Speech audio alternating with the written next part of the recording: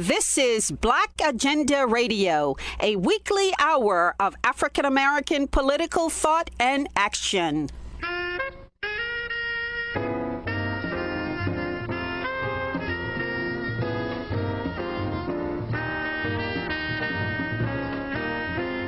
Welcome to the radio magazine that brings you news, commentary, and analysis from a Black left perspective. I'm Glen Ford, along with my co-host Nellie Bailey. Coming up, the two corporate parties, the Democrats and Republicans, monopolize electoral politics in the United States. But the Black is Back coalition says there's still reason to pursue independent Black politics. And after 37 years behind bars, Mumia Abu Jamal has won the right to another appeal and a possible new trial or freedom. But first, President Trump's trade war with China sometimes seems destined to escalate into a military confrontation. We spoke with Dr. Gerald Horne, the prolific author and professor of history and African American studies at the University of Houston. Some in the Trump administration have expressed pleasure at reports that China's economy is slowing down, even though many economists believe that it was only a strong Chinese economy that kept the whole world from being plunged into a depression following the 2008 Wall Street meltdown. Dr. Horne says the U.S. is shooting itself in the foot with its China policy. Well, it's quite striking, the report given just the other day by Tim Cook, the CEO of Apple, who spoke like an economist and not the engineer that he is, when he suggested that one of the reasons why Apple's profit margins will probably be declining in coming months, if not coming years, it's because of this trade war with China. That is to say that over recent decades, certain supply lines were developed in response to the entente between Beijing and Washington, and Apple is Exhibit A with regard to being heavily dependent upon production of its iPhones, in particular in China. And now, with this new turn, this trade war, we see that U.S. corporations will be facing headwinds. And in fact, that was the message from Kevin Hassett, the White House economic advisor, that he reported on just the other day, telling U.S. corporations that they should be expecting that what's happening to Apple will be happening to them as well. And so we're talking about a lengthy list that includes particularly auto manufacturers such as General Motors and Ford, but also Starbucks, which opens cafes in China on an almost daily basis, not to mention Microsoft, and not to mention KFC, et cetera. And so the economic outlook for the United States, and indeed its North Atlantic allies as well, is not very promising. And then, in addition to the trade war, there is the jousting between the two navies in the South China Sea. There's the total impact on U.S. foreign policy generally. For example, I don't think you can separate the entente that Mr. Trump is trying to develop with the Democratic People's Republic of Korea, as evidenced by the Singapore summit of mid-2018, from this Mayberry Machiavelli idea that somehow the United States will be able to get an ally on the northeastern border of China, speaking of the DPRK, not to mention putting pressure on the DPRK's long-term antagonist, which is Japan, right across the Sea of Japan, and not to mention a neighboring South Korea. Similarly, it's interesting that when Mr. Trump announced recently that he would like to withdraw from Syria and Afghanistan, which of course caused a firestorm of protests to erupt from the neocons and the liberal hawks, the impetus apparently was this idea of clearing the deck so that there could be this clear-eyed focus on China. And what's even more striking is how this is a replay, that is to say, this U.S.-China impending Cold War. It's a replay, quite frankly, of what happened over a century ago. Recall that during the heyday of the British Empire, London was deathly frightened about Russia. That helps to shed light upon London's policy in so-called British India and Afghanistan, et cetera. All of this propaganda about the Russian movement towards warm water ports due south. And that led to this entente with Japan, quite frankly. Recall that when Japan defeated Russia in 1905, this was a venture that was largely financed and backed by London. And this, of course, was a major turning point, not only in the history of imperialism, but the history of white supremacy. But, of course, that backfired by December 8, 1941, when Japan moved to oust London from Singapore and Hong Kong and its other colonies in Asia. And in fact, you cannot separate the decline and demise of the British Empire from that wrong-headed decision. And so, interestingly enough, it was over 45 odd years ago that Richard M. Nixon made what was called to be a stroke of genius when he worked out this entente with China, leading to massive foreign direct investment in China, and now creating what appears to be an unstoppable juggernaut that's impacting U.S. foreign policy all across the board, not only with regard to what we've already mentioned concerning Syria and Afghanistan and DPRK, but also Africa. Recall the speech that John Bolton, National Security Advisor, gave a few days ago, where he reversed the Trump campaign pledge on slashing foreign aid by talking about raising foreign aid to Africa, a direct response to China's role in Africa, the financing of the Museum of Black Civilization in Dakar, Senegal, the building of a massive world-class library at the University of Dar es Salaam in Tanzania and Southeastern Africa, a direct outgrowth of Chinese largesse. Or even, if you think about it carefully, the fact that Disney invested so heavily in this movie Black Panther, in some ways was a response to the fact that the largest cinema market today is in China.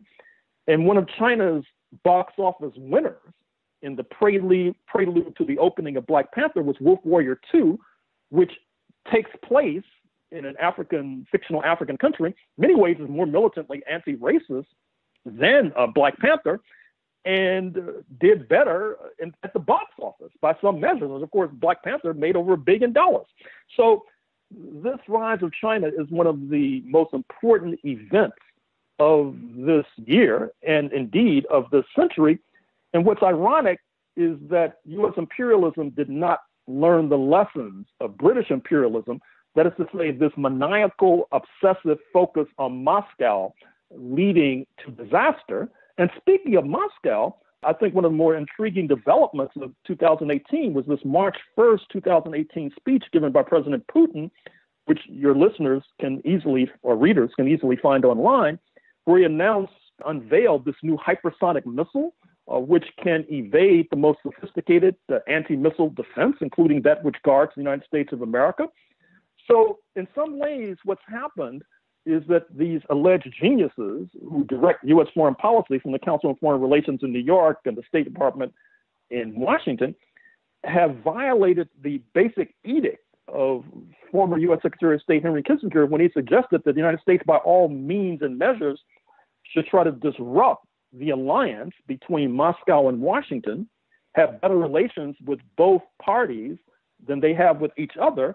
And yet at the same time, we see President Xi and President Putin meeting on a regular basis in 2018, which will continue in 2019, which suggests that the world is going through a major tectonic shift. In terms of the U.S. move backfiring, it's unclear what effects the U.S. actions are having in the short and long term on the Chinese economy.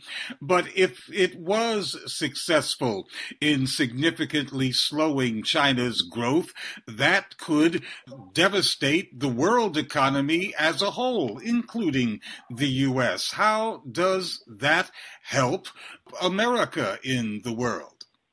Well, for some time now, there are those of us who have been arguing that the ultimate suicide bomber rests in Washington, D.C. That is to say that Washington is tempting fate and actually threatening to bring down the entire temple of the global economy if it is not allowed to dominate and predominate. Recall that is an outgrowth, if you think about it closely and carefully, of what happened from 1989 to 1991, where in some ways Washington threatened to blow up the Soviet Union and blow up the socialist camp and thereby blow up the world unless the socialist camp moved away from a state-directed economy. Now, that same demand is being laid at the doorstep of the People's Republic of China. The fly in the ointment, however, as already noted, is that as a result of the Nixon venture to Beijing some 45 odd years ago, U.S. corporations have major investments in China, and that may serve to restrain U.S. imperialism somewhat. But thus far, that does not appear to be the case, which means that you probably should expect a severe recession in 2019, perhaps a return to the recessionary times of 2007, 2008, where, as you know, Black wealth in particular plummeted precipitously. And this is what is on offer as a result of the ham-fisted policies that are being executed from the White House. Regarding the Bolton speech on Africa, it seems to be mostly full of hot air. The Trump administration has, for the last 2 years, been very much opposed to U.S. foreign aid to almost anybody. And in terms of the United States replacing China's role in infrastructure development in Africa, the United States can't even develop its own infrastructure. Can't even build one high-speed rail line. Well, it's interesting. Over 3 decades ago, then U.S. President George H.W. Bush announced to the world the United States had more will than wallet. This was in a response to the cries that since Washington had done all that it could to bring down the socialist camp and thereby helping to wreck development plans, not only in Eastern Europe, but throughout the world, because so many nations, particularly independent African nations like Angola, were heavily dependent upon aid from the socialist camp. But he said the United States had more will than wallet, so you should be going elsewhere for aid. And interestingly enough, here you have a president, Mr. Trump, who referred to the entire African continent with a very dismissive barnyard epithet. And since this is a family audience I'm speaking to, I won't repeat it here. But suffice it to say, it was not very pretty and, in fact, was rather ugly. And not only that, but then dispatched his spouse. He was trying to escape, apparently, domestic tensions at home on this trip to Africa, where she basically used this continent as a backdrop for modeling different outfits, including kind of colonial wear of the sort that you last saw in the Meryl Streep film Out of Africa. So this attempt by Mr. Bolton to try to reverse course and say that contrary to campaign rhetoric, the United States was going to try to compete with China and Africa was so much piffle. But it's not only that, and I think even our audience seems to be, at least some of it seems to be unduly focused on China and Africa. I would urge our audience to also look at other players in Africa. I mean, for example, when the all-important Eritrea-Ethiopia peace agreement was announced in 2018, this took place in Saudi Arabia. And that was not an accident because the Saudis are getting heavily involved, and more involved, I should say, in that part of Africa, not only in terms of helping to broker that peace deal, but pay attention to those recent press reports that suggest that the Saudis are recruiting even child soldiers in Darfur, in the Sudan, and bringing them to Yemen, where they become so much cannon fodder. Keep in mind as well that their partner in that disastrous venture in Yemen, I'm speaking of the UAE, United Arab Emirates, has been accused of acting similarly. And we all know that in terms of religious zealotry, which has bedeviled Africa, particularly Eastern Africa, particularly Somalia, for some years now, In some ways, that's being funded through the UAE and the Saudis, and hopefully on a more positive note, but it's alongside the same theme of other players in Africa. Note that in terms of Somalia, one of the most important players, and I would like to think in terms of the reconstruction of Somalia, has been Turkey. President Erdogan has been a regular visitor, believe it or not, to Mogadishu. And once again, I would like to urge our audience to not be so fixated on this Chinese role in Africa, and also to look at the traditional exploiters, such as France, whose pretensions to be a great power is heavily dependent upon its historic role as an exploiter of the African continent. There's going to be enormous pressure on France in light of this opening of the already aforementioned Museum of Black Civilization in Senegal, because Senegal is going to be pressuring France to return all that loot that Paris seized improperly and illicitly and illegally from Western Africa over the decades.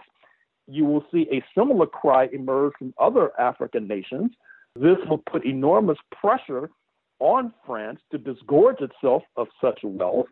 And this is taking place in the context of President Macron already being under severe pressure as a result of these yellow vest protests, which do not seem to be ceasing anytime soon. And we should mention also that India plays a large economic role in Africa. And India, as well as the other BRICS country, Brazil, are both under the leadership of very right-wing regimes. What does that say about the political coherence of the BRICS? Brazil, South Africa, India, China, and Russia, which are governed by very different kinds of leaders. I think it's fair to say that sooner rather than later, and certainly as long as Jair Bolsonaro, the recently inaugurated president of Brazil, is in office, that the BRICS will transmute into the RICS. That is to say, it would not be wise for Russia, India, China, and South Africa to be meeting in the same room with Mr. Bolsonaro, who is fundamentally an agent of Yankee imperialism, a man who has been characterized correctly as racist, sexist, homophobic, a man who, even before he took office, sought to insult the Cuban doctors, thousands of whom have provided yeoman service and duty to precincts in Brazil that many doctors in Brazil will not visit. And they, of course, began to pack up. And interestingly enough, despite the fact that China is the major trading partner of Brazil, Mr. Bolsonaro has indicated that he will also follow the Yankee line with regard to China. The only good news there is that it'll probably contribute to a crisis that may drive him from office prematurely. But before that happens, obviously he's going to be wreaking a lot of havoc, not least in collaborating with Yankee imperialism in terms of further destabilization of Venezuela, not to mention seeking to destabilize Cuba, perhaps even reaching into Mexico, where the recent election of AMLO, Lopez Obrador, has been a breath of fresh air in this hemisphere. And certainly we can expect and hope that Mexico will continue to extend its hospitality, which it has done, even under the previous bankrupt regime of Nieto, that is to say, extend hospitality to the thousands of Haitians who have gathered in Baja California, just south of San Diego, fleeing dislocation in their homeland. Now, that's Brazil. Now, with regard to India, let us hope that Mr. Modi is going to face very stiff headwinds in 2019. Certainly, if you look at what's happened in Kerala in southern India, a state where the left rules, that is to say, in Kerala itself, where in response to Hindu chauvinism, you had a remarkable demonstration of about 5 million women in Kerala linking hands to form a human chain in opposition to so-called Hindu chauvinism that Prime Minister Modi represents and embodies. And so India, of course, is a separate case, even though it does not have positive relations, to put it mildly, with China. Mr. Modi has not made the kind of inflammatory statements about China that have been coming from the lips of Mr. Bolsonaro. At the same time, Mr. Modi has continued the post-independence, post-1947 line out of New Delhi of having Moscow as a major interlocutor. I think that will continue. That's part of the political DNA of India, even if you have a Hindu chauvinist like Mr. Modi in office. But in any case, we should need to watch India very carefully, because certainly Washington feels that India will be part of what they now call the, quote, Indo-Pacific. That is to say, this part of this harebrained encirclement policy of China, which also includes Japan and also includes Australia, not to mention Yankee imperialism. But I dare say that the progressive forces in India, as represented by that aforementioned demonstration in Kerala in South India, where, by the way, the Communist Party rules in Kerala, that will be a kind of restraining factor on any kind of hot-headed, similarly harebrained schemes that Mr. Modi and his circle might seek to execute. That was Dr. Gerald Horne speaking from Houston, Texas. The Democrats are flexing their congressional muscle, having taken over leadership of the U.S. House this month. But the Democratic Party seems divided into three factions. One faction believes all they have to do to become a majority party is to run against Donald Trump. Another faction looks forward to collaborating with Trump as much as possible. And the third, more progressive faction believes the only way to win is by putting forward the kind of big programs like Medicare for All that large majorities of the public supports. Omali Yeshitela is no Democrat. He's chairman of the Black is Back coalition, which will hold another in its series of electoral political schools in St. Louis in April. Well, one thing I think is really important is to recognize that the whole bourgeois setup is being threatened, and that's something that has caused a serious kind of fracturing. It's growing every day. That's part of the crisis of imperialism, of the unity of the bourgeoisie. I mean, when you had in the last election 17 different people contending for the Republican nomination for president, and some more than 5 of the Democrat, I think there's 17 or 18 people lined up already. They moving toward, from the Democratic Party side, wanting to contend for the presidency. And then looking at the different categories that you just mentioned, the three, those who want to run against Trump, those who want to cooperate with Trump, or collaborate with Trump, and those who are talking about offering up a new kind of political trajectory, narrative, what have you. And then there's the struggles that's happening even between them, between, the Bernie Sanders and the others, the Biden-Clinton contention. The entire process is being riven, and that's because the point that the people who are engaged in this process cannot grapple with in a very serious way, and that is the whole damn social system. The entire bourgeois apparatus is under assault now by events in history and by people who are trying to solve their real problems in the real world. So it is interesting to look at, and I think that they made the same mistake in 2016 with Trump, and did not understand the question then. And Hillary Clinton had done all the right things. Bush had done all the right things in terms of positioning themselves to simply step in, one or the other, to achieve the leadership of the U.S. imperialist state. And it didn't work that way. The people are someplace different. And the reason the people are someplace different is because the entire bourgeois electoral process, the entire system, is something that is held in high disregard by all kinds of peoples. And that's why you see the disappearance, in some estimation, of the so-called center, the moderate political stances. Moderates in big-time trouble. So you saw the Trump populism on the one hand, the Sanders populism on the other hand, and then the Clinton, I guess, and Bush moderation didn't stand a chance, because the people want something other than what the system appears to offer them. And then they got from Trump and from Sanders something that appeared to be different from what the system was all about. And then, of course, you have the hustlers and opportunists who expect to get a payday, a payoff. Either way it goes, they just simply stick their finger up in the air and see which way the wind is blowing and try to go in those directions. That's part of what it is that we're looking at, but I think the system is troubled and it is incapable of analyzing itself. And therefore, what it does, you have the situation where one sector of the ruling class or different sectors are analyzing each other, trying to find their position. And it's akin to that old saying about moving the chairs around on the deck of the Titanic. And the whole damn thing is sinking, or it could sink. I'm not saying it is sinking. Let me retreat from that position, because their weakness and their confusion and their contradictions do not necessarily automatically translate into strength and power for the people. But it does represent a serious contradiction.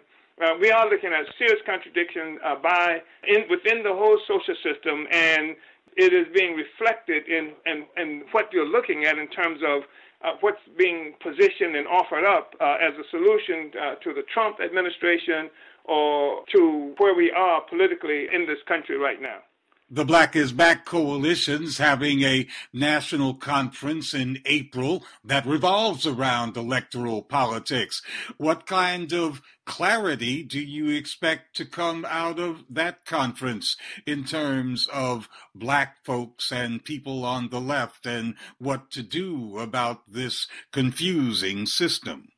You know, it's increasingly difficult to tell what the hell is the left or a left, but what is sure, and the thing that I am really appreciative of, is what the Black is Back Coalition has done, is in the process of doing, has been doing for a number of years now, and that I believe really has been punctuated by the work we've begun dealing with the electoral process. As you know, when Chokwe Lumumba ran for mayor, we endorsed, contributed to that. When Comrade Ron Gutierrez from the Mexican National Liberation Movement ran for office, city council in Los Angeles, California, we supported, endorsed, and supported that. And there have been other candidates that the coalition supported. But for the first time, 3 years ago, we initiated a process where we said we're going to intervene differently. We started a process first where we wanted to help our people come to terms with a different understanding of what we should be fighting for. The one thing that's been difficult for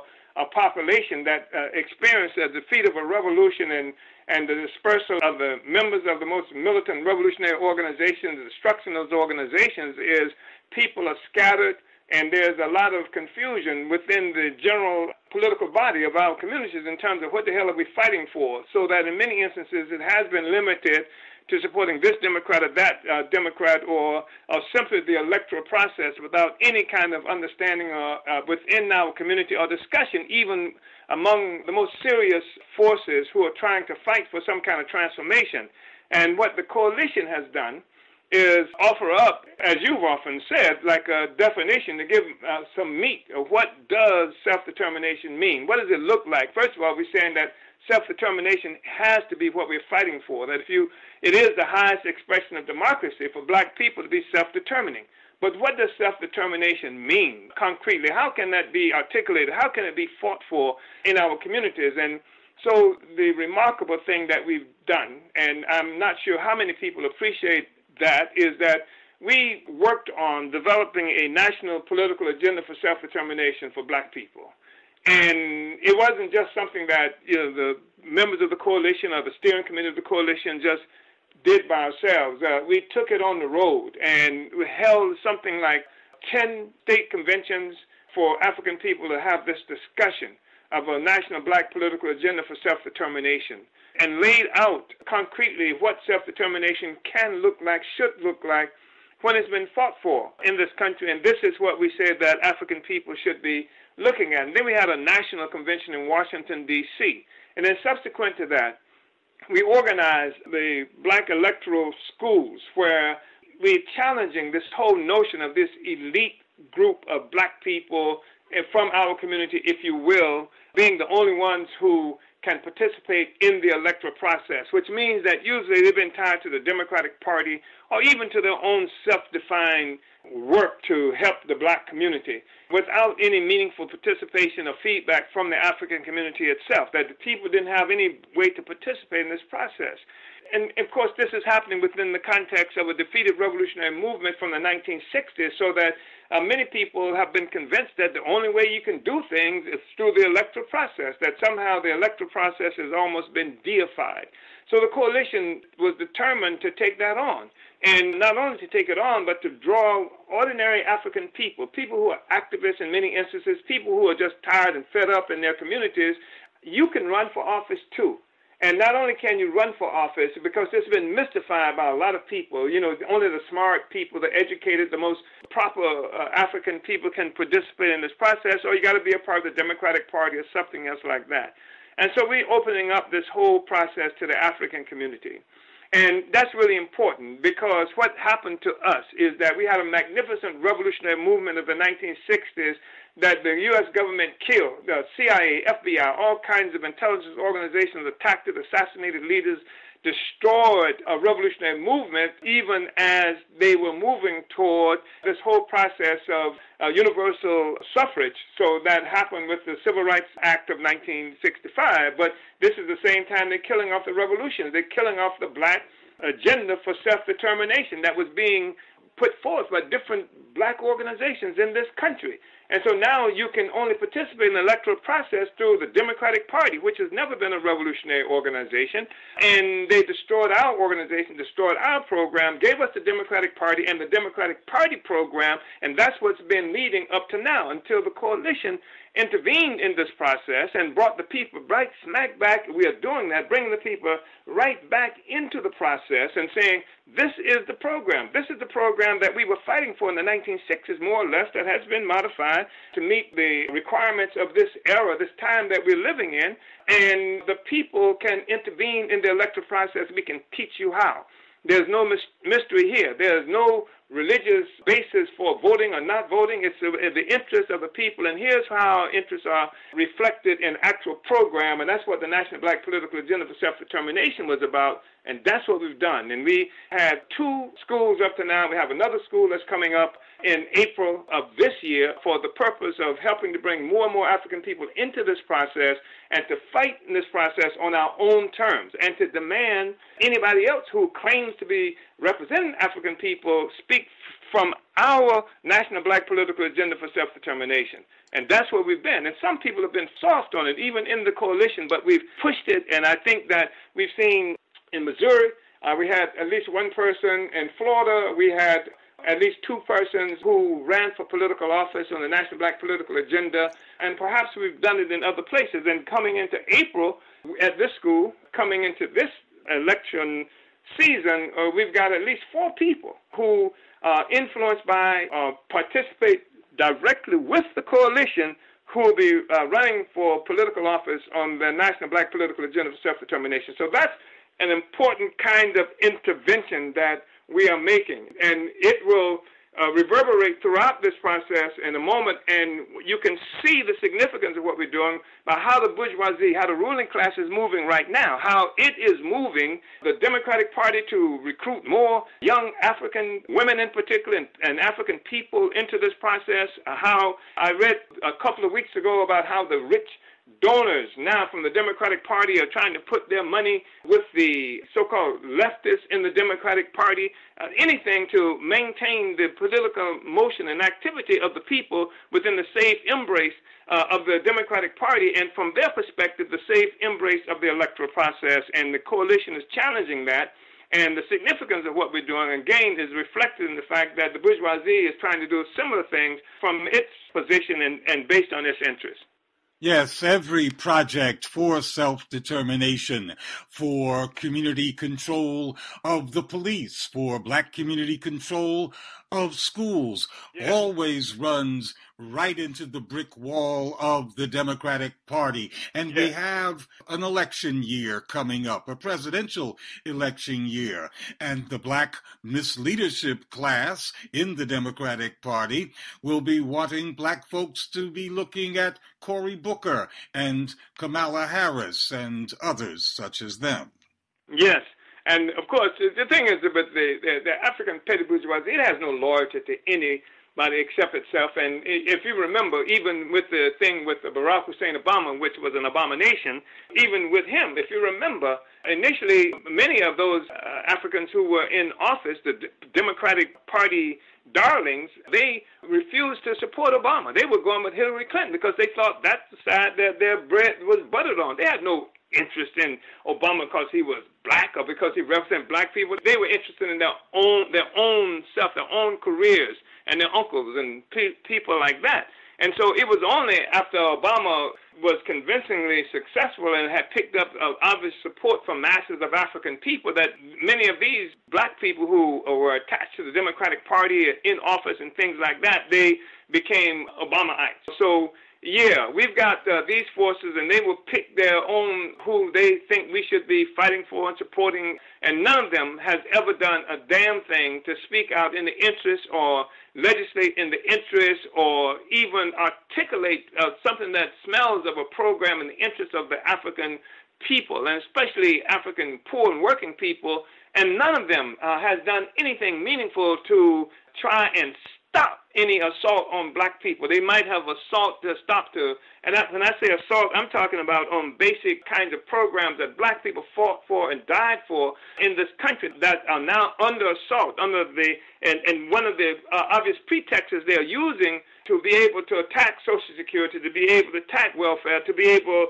to attack the so-called social safety network is this budget deficit that Trump ratcheted up mightily with giving away this big tax break to the ruling class. And so you don't see them making a fight in the interest of black people in opposition to any of that. You don't see them even standing up to the brutal butchery that the United States government is employing against people in Yemen. And I don't want to say anything about Saudi Arabia doing this. Saudi Arabia doesn't do it. It's the United States government that operates their military, operates their planes, that fixes their planes, that gives them that sits right next to the Saudis as they're deploying weapons of grievous terror. You don't see them standing up for that. You don't see them standing up for anything righteous. They stand up for their own self-interest and require black people to support them simply because they're black. Those days are over. Yes, the vast majority of the Congressional Black Caucus went along with the huge Trump military budget, and 80% of the Black Caucus went along with Pentagon funding and arming of local police departments, and 75% of the Congressional Black Caucus voted to make police a protected class. You know, part of what this is about, too, I want to hope people look at this whole question about the U.S. government selling so-called surplus weapons to police organizations around this country. That's BS. There's no surplus weapons they're selling. They're violating even their own constitutional prohibition against having, in fact, state police and against the military participating in actions against the people inside this country. Because what we're really looking at is part of the Pentagon budget. It's the Pentagon budget. It's the Pentagon deployment of all kinds of forces in our own community that they are called police and things like that. I mean, if you have a situation in Dallas, Texas, where an African stands up and attacks the occupying military force in the form of the police, and the police there really exposed as being cowardly and inept, all they have to do is go to their office and pick up some C4, military C4, and put it on a robot and send the robot to kill the person. We wouldn't have known that was there until this thing happened. We wouldn't have known they had that C4. We knew they used C4 back in the 1980s when they dropped it on the MOVE organization in Philadelphia and what have you. But my point is that what they're calling this so-called surplus weapons that they're selling to the police is not surplus. It's a part of the budget. It's budgeted in. You don't have a surplus forever. You don't just keep having a surplus every year. It's a part of the budget. And you're right, the Congressional Black Caucus has never opposed that. In fact, had an opportunity to vote against some of this, and in every instance, they have supported the use of these domestic military forces that they call the police against us. And that's what we're up against in the real world, and that's why what the coalition is doing is so important, because it is, while the U.S. government is supplying police organizations throughout this country and others throughout the world with bombs and missiles and things like that to kill and destroy people, the coalition is arming our community with information, with analysis, with an element of organization that will allow the community to intervene in political life in a way that we're not supposed to be able to do since they crushed our movement in the 1960s. And it is a new era.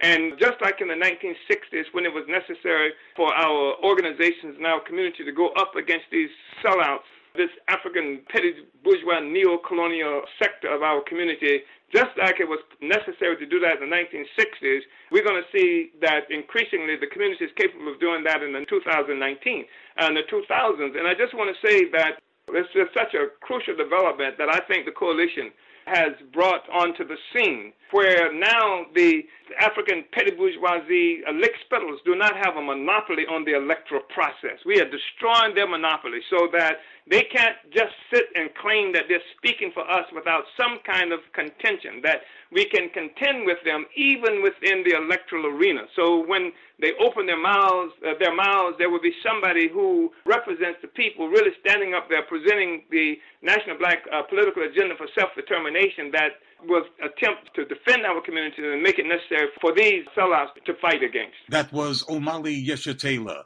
chairman of the Black is Back Coalition, speaking from St. Petersburg, Florida. Supporters of Mumia Abu Jamal are ecstatic over a Philadelphia judge's decision that could allow the nation's best-known political prisoner another chance to appeal his conviction in the death of a police officer 37 years ago. We asked Professor Johanna Fernandez of the campaign to bring Mumia home if there's finally a real pathway to freedom for Abu Jamal. We do indeed, and this is, again, unprecedented because the courts, year after year, have refused to hear arguments on the unconstitutionality and violations of conduct by the prosecutor, the judge, and the police in the original conviction trial of Mumia Abu Jamal. And now, for the first time, a judge in Philadelphia, in the Philadelphia Court of Common Pleas, has said that there, in fact, was bias, judicial bias, in the review of a series of appellate hearings that Mumia requested in the 1990s. So this is really groundbreaking opening in this case that I think, if we win, will strike a blow to white supremacy in this country, because Mumia's case has been heralded by the Fraternal Order of Police and by politicians as the major law and order case of this contemporary moment in American history. And they've used the case to essentially galvanize and strengthen the criminal justice system. Now, what the Superior Court Judge Leon Tucker ruled was that there was an appearance of bias because the former prosecutor, Ronald Castile, who went on to become a Supreme Court judge, then was allowed to sit in on the deliberations over Mumia's previous appeals. Now, Castile won't be allowed to sit in on any future appeals, but you're going up against the same Supreme Court without him. Why are the prospects better? Well, I think the prospects are better for the same reason that this law and order judge, Leon Tucker, ruled in favor of Mumia. This is a different moment in American history. Ironically, we have an arsonist in the White House, but a series of movements have in fact shifted consciousness on the ground and exposed the criminality, if you will, of the criminal justice system. So we have to thank the movement that organized around the execution of Troy Davis. I want to remind you that this is really the moment when this shift began. There was an international movement to stop the execution of Troy Davis that lost. But that name was imprinted in the minds of people of conscience in this country. That was followed by the Occupy Wall Street movement, which essentially made it okay for the first time in American history to criticize capitalism.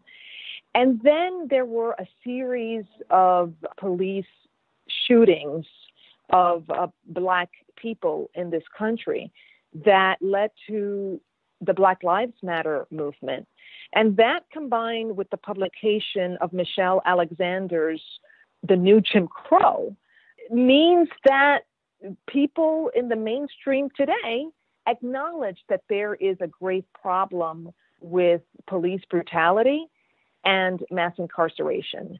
At the same time, we have a situation in which even conservative judges across the country understand that if we don't hold the line to essentially legitimize the criminal justice system at a time when Trump is in the White House, all legitimacy of the system will be lost. So even conservative judges are ruling in ways that they had not previously. So this is the context within which this new opportunity is presented to us.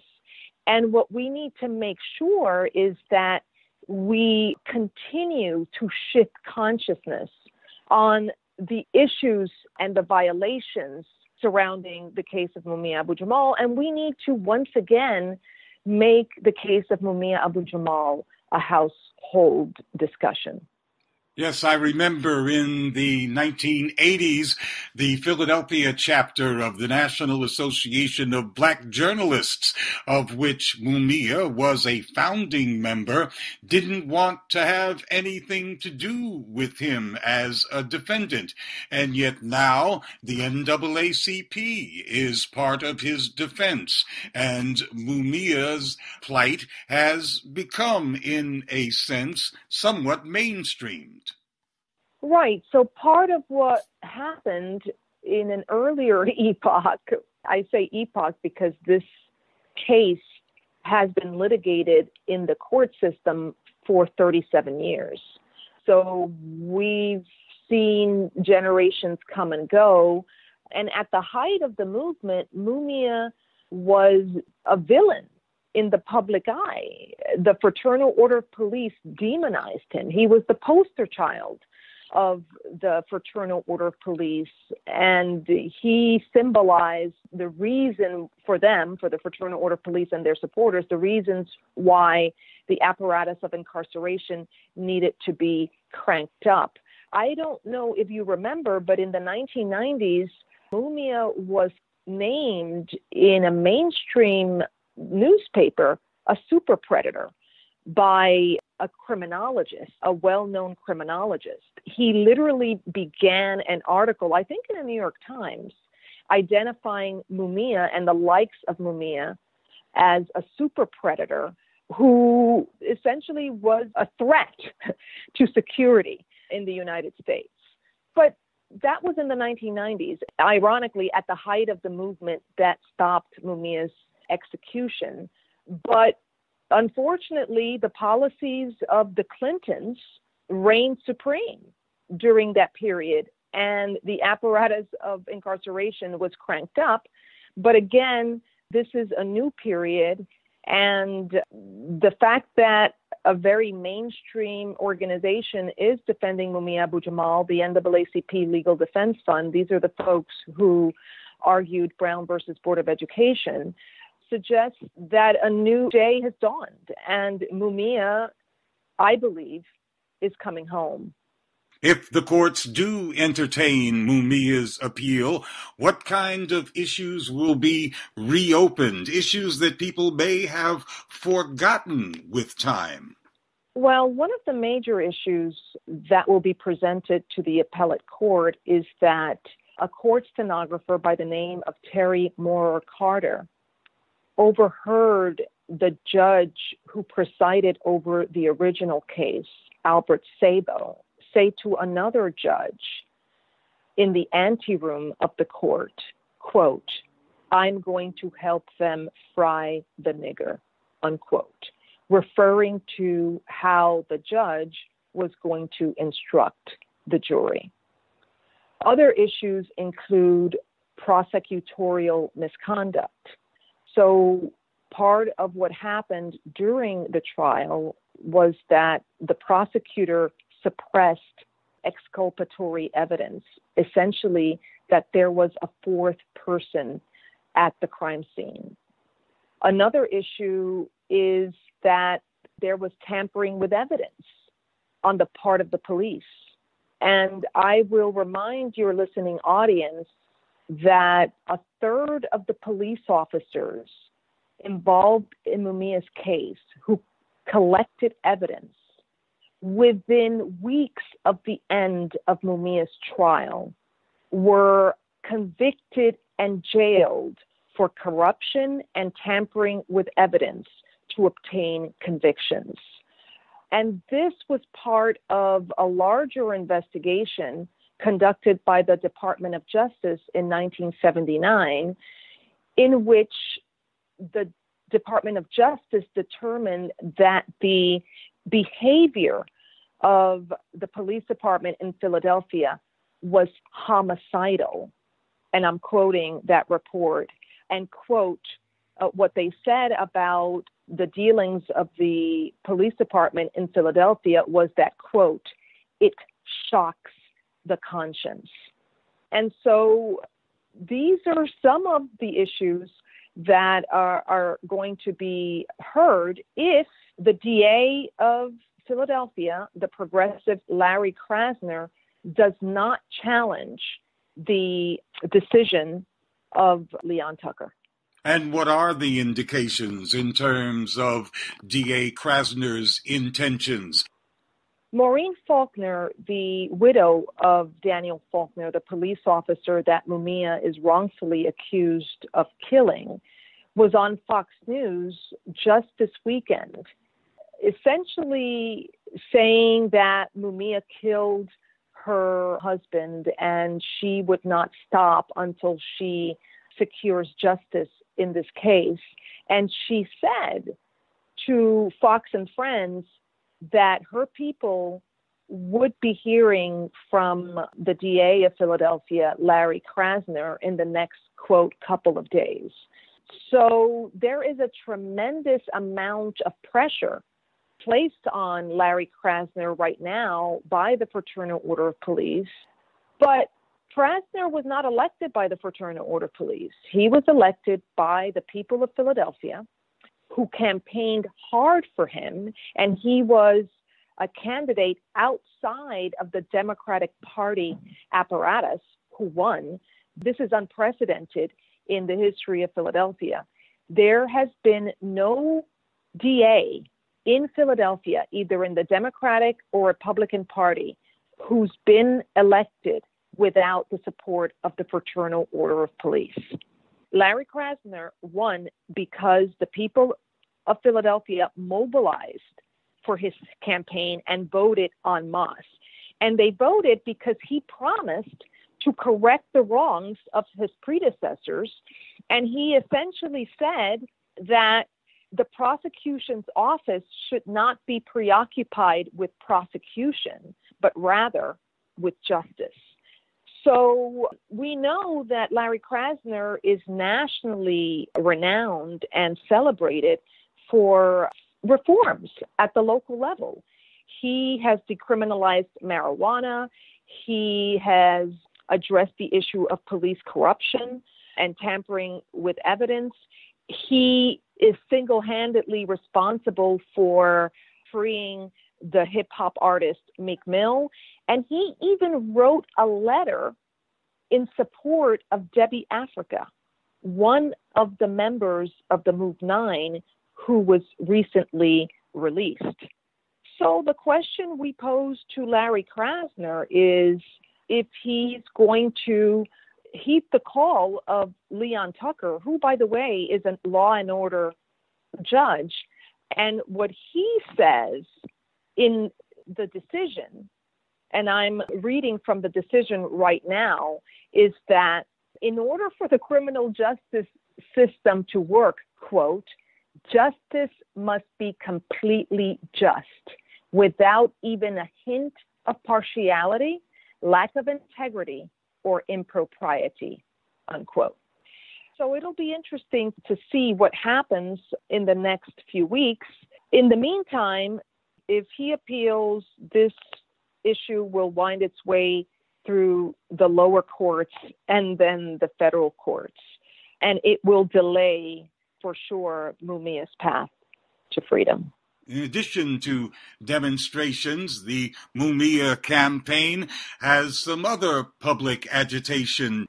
Absolutely. We'd like to inform your listening audience that on Saturday, January 12th, we're having a legal report back at the People's Forum titled Special Report, New and Favorable Legal Developments in the Case of Mumia Abu Jamal. And once again, that is happening on Saturday, January 12th at 3 p.m. at the People's Forum, which is at 320 West 37th Street in New York City.